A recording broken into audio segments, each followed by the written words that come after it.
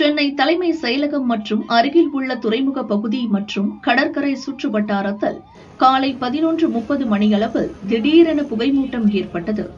இதனால் அப்பகுதியில் இருந்த மக்கள் சுவாசிக்க சிரமப்பட்டனர்.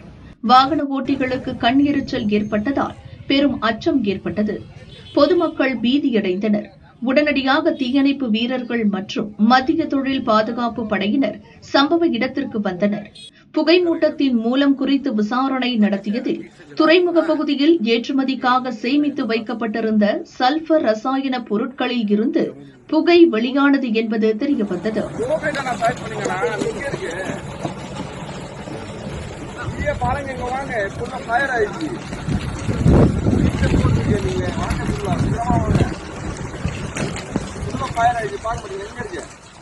வெயில் அதிகமாக இருந்ததால் ரசாயனத்திலிருந்து வாயு வெளியேறி புகை மூட்டம் உருவானதாக அதிகாரிகள் தெரிவித்தனர்.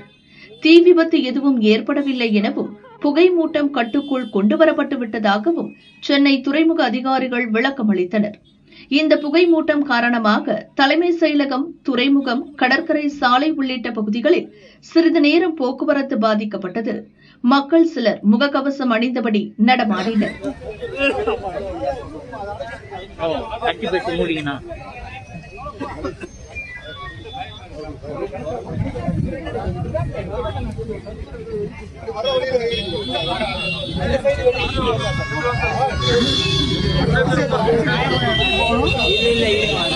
தற்போது புகைமூட்டம் படிப்படியாக குறைந்து வருவதாக அதிகாரிகள் தெரிவித்தனர். இந்த சம்பவம் தொடர்பாக துறைமுக அதிகாரிகள் முழு அளவில் விசாரணை நடத்தி வருகின்றனர்.